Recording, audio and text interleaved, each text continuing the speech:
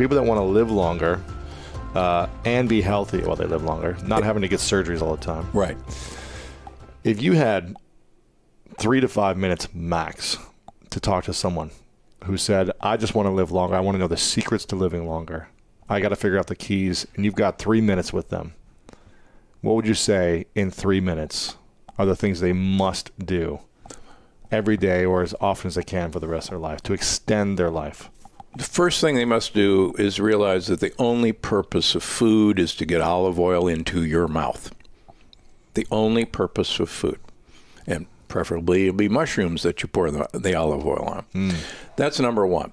The evidence that the polyphenols in olive oil, if you really wanted to live well for a very long time, olive oil is the key.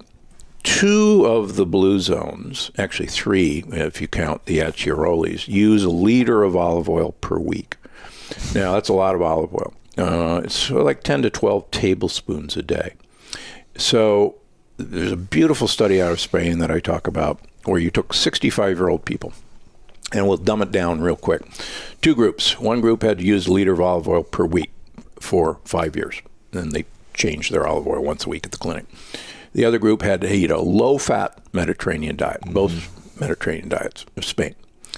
At the end of 5 years, the olive oil group had better memory, had improved memory than when they started. The low-fat group lost memory. The women in the olive oil group had a 67% less incidence of breast cancer than the low-fat group. People in both groups who had coronary artery disease, the group that got the olive oil had a 30% less incidence of new events versus the group that had the low-fat diet. And so if, 3 blue zones, and this study doesn't convince you that you better get olive oil into you, olive oil grows brain cells. And it's not the oil per se, it's actually the polyphenols in olive oil. Olive oil, the polyphenols literally make your blood vessels slippery. And I've actually published data on this, that your blood vessels, you cannot stick cholesterol to blood vessels if you have olive oil in your system. Yeah.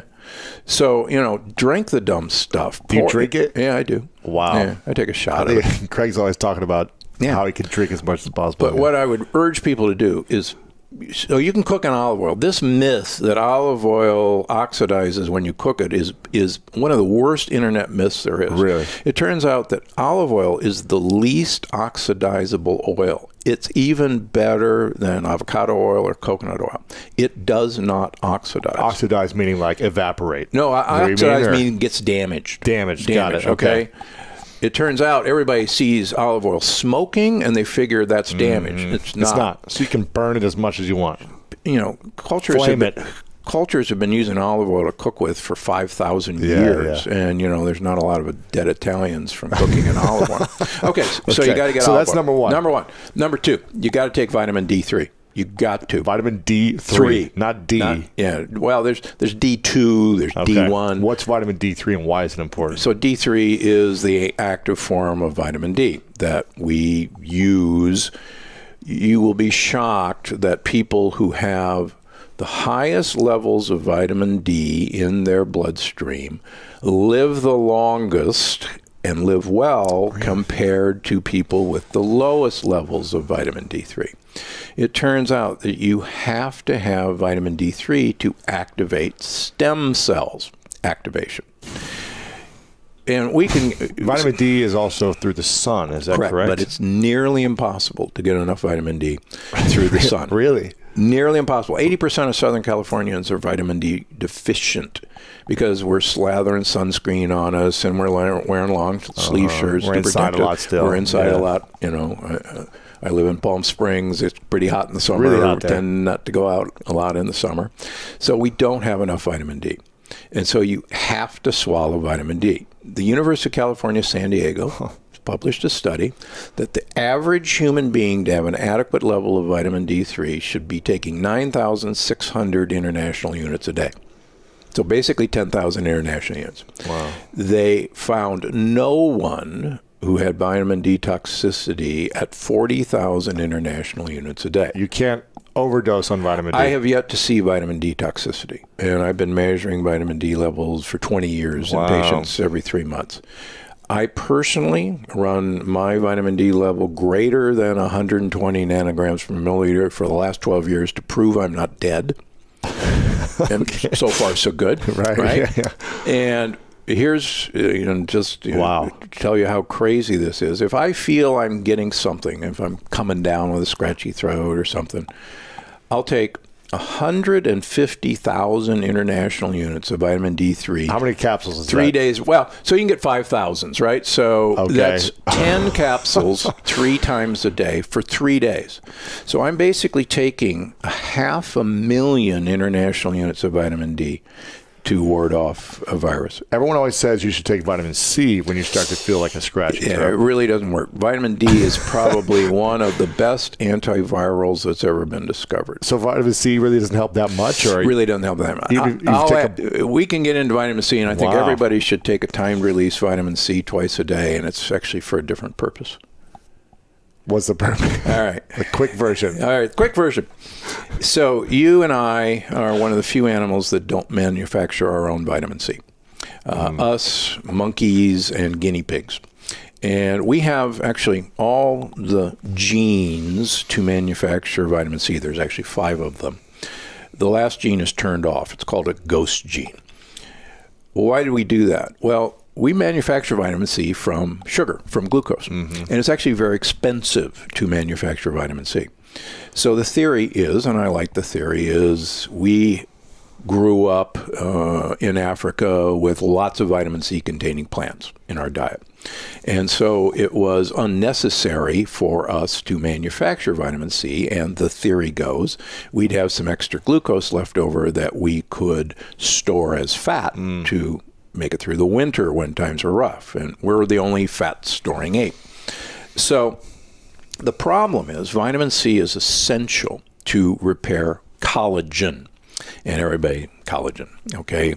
The reason smokers get wrinkles is collagen is broken because you actually repair cracks in collagen with vitamin C. And smokers use up all their vitamin C with what's called oxidative stress. So they don't have any vitamin C. In fact, here's another controversial statement. If I've got a smoker with heart disease, I'm willing to trade him his smoking with him taking large amounts of vitamin C while I get the rest of his diet squared away rather than tell him to stop smoking. Now, the reason I say that is, and I talk about this in the book, there's this fascinating island people called the Katavans in New Guinea who smoke like fiends. They eat 60% of their diet is taro root. The other part of their diet is coconut oil. And they live into their mid-90s with no medical care, but they've been studied extensively. There has never been a case of a heart attack, heart disease, or a stroke in these smokers. What they do is they eat a lot of vitamin C containing fruits and vegetables as part of their diet. Olive oil as well? They don't have any olive oil. They have coconut oil. That's their coconut. Yeah, they don't have any olives down there. So you can do without olive oil and still live a long life? Yeah. But you think olive oil will... Well, yeah, since olive oil is so readily available, might as well. Might as well. Okay, anyhow, back to vitamin C. Yeah. You have to have vitamin C to repair the cracks in blood vessels. People remember scurvy, where people would die, they bleed to death on long ocean voyages. Actually, 50% mortality on those old ocean voyages, just dying from scurvy. And the British Navy, the reason they're called limeys is because the surgeon in the British Navy realized that if he gave them limes to take on the voyage, that they wouldn't die of scurvy. And that's why the British Navy is still called limeys. Wow. So vitamin C repairs the cracks in collagen, and our blood vessels are flexing all the time. And so these cracks have to be repaired, and if they're not repaired, you basically bleed to death. We have a system of repairing those cracks, and it's called cholesterol, and cholesterol will patch those cracks. Interesting. So if you have plenty of vitamin C throughout the day, you'll be able to repair those cracks. And there's a wild study, I mean, head down a rabbit hole. You can genetically engineer rats, to lack that final gene to make vitamin C. And they will live half as long as a normal rat. If you then put vitamin C in their water, they will live as long as a normal rat who can manufacture their vitamin C, but they're drinking the water throughout the day. Yeah. So vitamin C, unfortunately, we have to manufacture. We have to manufacture it, and we've got some interesting tricks to do that coming up. Okay. But in the meantime, the average person should take like 1,000 milligrams of timed release vitamin C twice a day. Okay. To cover their ass. Wow. Okay. So the first thing I heard you say, this 3 minutes is turning into 20. It's okay. No worries. The first thing I heard is olive oil. Oh, and olive oil is actually one of the tricks to activate the ghost gene. A polyphenol in olive oil. Okay. You will actually make vitamin C. Okay, there you go. So there you go. Another good reason. So have olive oil. Yeah. Vitamin D, have lots of vitamin D. D3. D3. And then what's next to live a long life? Next is you got to get some form of long-chain omega-3 fat, better known as fish oil. And vegans have no excuse anymore. There is algae-based DHA and EPA. But here's the deal. Your brain is about 70% fat. So if you want to call me a fathead, you know, I will pat you. Yeah, yeah. And I can just see now the internet lighting up. Gundry is a fathead. So half of the fat in your brain is actually an omega-3 fat called DHA. So basically half of your brain is fish oil. Wow. And as I talk about in the longevity paradox, you look at people what are called the omega-3 index, which basically looks at how much DHA you have in you over the past 2 months. People with the highest omega-3 index have the largest brains and the largest areas of memory, the hippocampus. People with the lowest levels of DHA have the most shrunken brains and the smallest memory areas, hippocampus. So Mom was right when she said fish is brain food. You know, she didn't know why it was, but we now know it's DHA is really what makes your brain. So sushi's good. Sushi is actually not a good idea. Oh, wow. Most of the people I see with high mercury levels are sushi eaters or dentists. And particularly sashimi grade tuna. God, it's so good, you just kind of want to stay away from it. Oh, sugarfish is amazing, though. And tono. And it's got the grains, too. Yeah, it's got the grains, you know, so no sushi. Yeah, so once in a while. Yeah, once in a while. Okay. Absolutely. Yeah. But, so fish oil is incredibly important. Yeah. And what I try to get people to do, and again, I measure this every 3 months in all my patients, and we're talking, thousands and thousands of patients over the last 20 years. You want to get about 1,000 milligrams of DHA per day. Now, how do you do that? Well, you get fish oil. I mean, you can go to Costco. I don't care. Right. And you look on the back, and you find serving size, and make sure it says 1 serving size. They love to fool you. They may say 2 or 3. Right. And then you look down below, and you see DHA. And you look to see how much DHA is in a capsule. And you add it up and say, oh, okay, there's 250 milligrams of DHA in this capsule, so I need to take 4. Wow. 4 a day. Yeah, or 1,000 a day. 1,000 a day. Yeah. 1,000 a day of DHA. We got olive oil. We got vitamin D3. We have fish oils. What else do we need to live longer? So you got to have polyphenols in your diet. So what the heck is a polyphenol? How do you remember polyphenol? Think about polywannaphenol. Okay. Phenols are plant compounds. Polyphenols are plant compounds that plants use primarily to protect themselves against stress and sunlight. Just interesting fact. We know that red wine is beneficial for you because of actually 2 polyphenols. The most famous is resveratrol. The other one is quercetin or quercetin. The higher the grapes are grown, the higher in altitude the grapes are grown, the more polyphenols they make. Because they need more to protect themselves. Right? Exactly. It's basically suntan. They've actually protected themselves against sunburn. Interesting. Also, the more the plant is stressed, the more polyphenols it makes to protect itself. Right. Okay? So polyphenols are traditionally in dark-colored berries. So, for instance, blueberries, blackberries, raspberries. Interesting fun fact, the leaves of these trees or vines have more polyphenols than the actual fruit does. So, for instance, black raspberry leaves have far more polyphenols than black raspberries.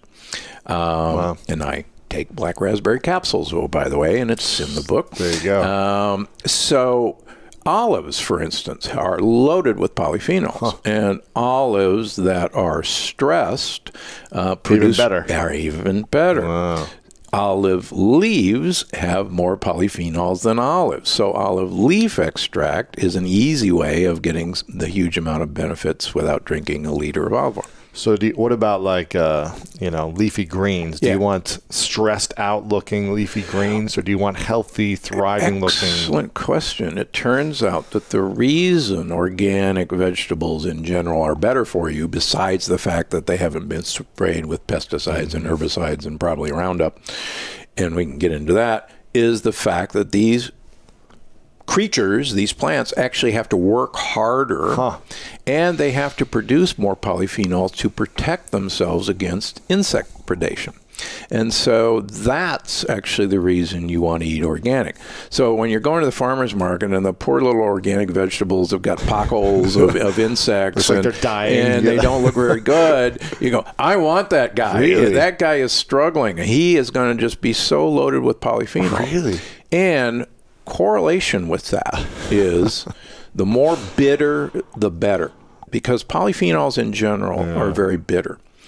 For instance, when we were developing, my signature product, Vital Reds, it's pure polyphenols primarily, and they're bitter. So we did lots of taste testing to figure out how the heck we're going to mask these really bitter compounds.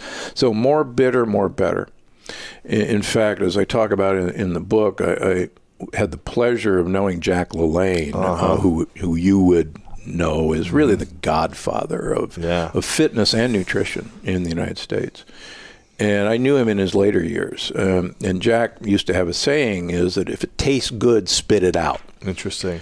Now, what he really meant by that is bitter things, nasty tasting things, is actually what is going to give the bugs that are actually going to keep you alive what they want to eat. And more bitter, more better. So, the more polyphenols, the more bitter greens I can get into you, the better. Interesting. But you can get that through capsules and other things too. You don't. Yeah, you can. And in fact, that's one of the reasons I'm a nut about taking a bunch of supplements, because if you look at even really good organic eaters, most human beings only eat maybe 20 different plant species.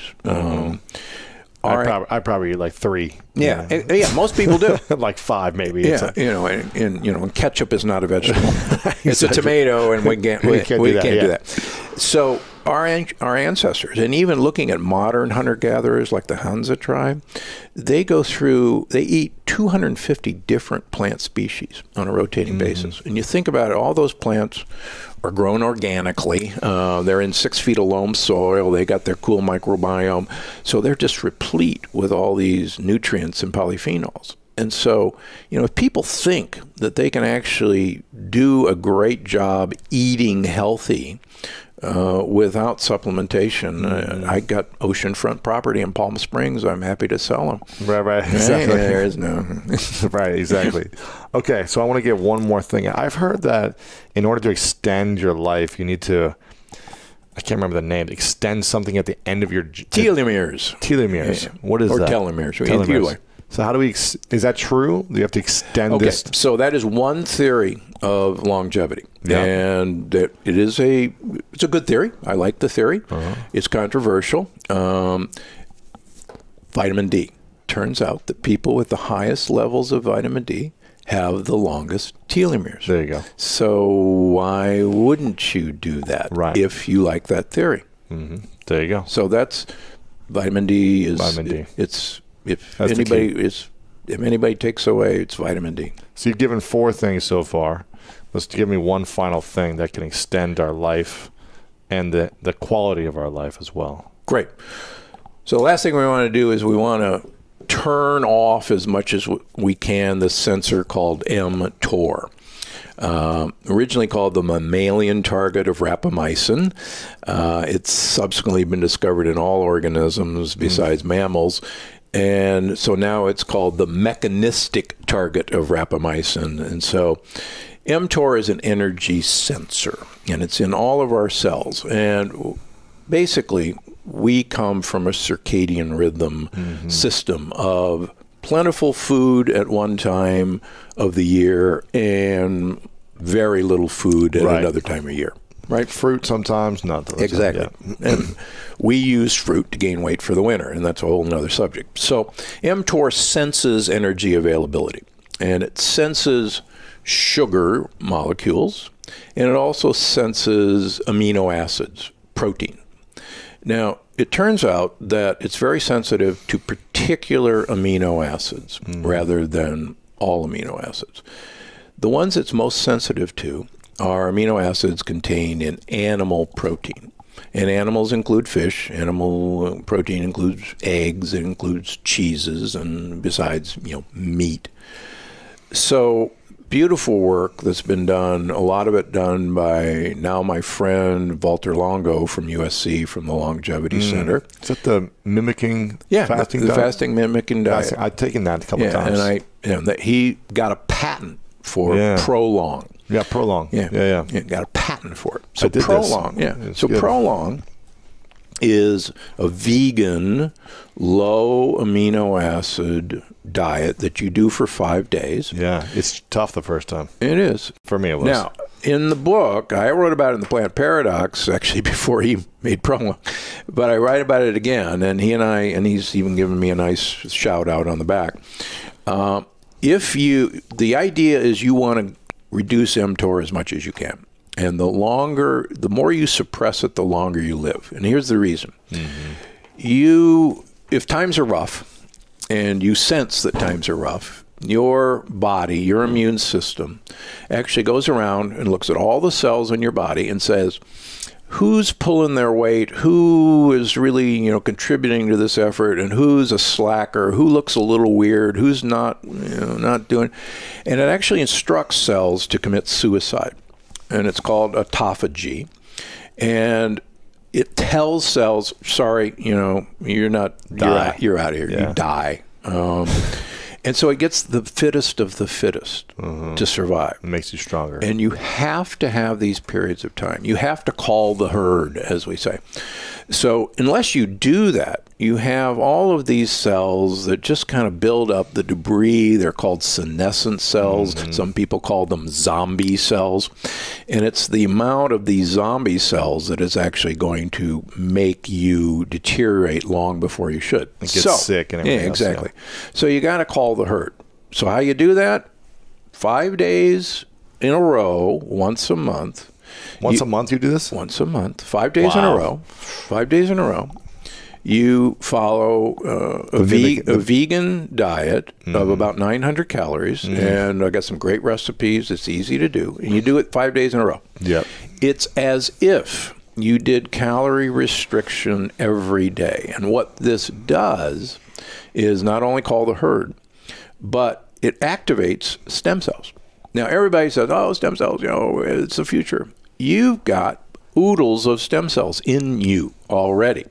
Where do you think we get the stem cells? We, take a liposuction and suck out your fat, and then we spin it around and we get your stem cells and inject you right back in.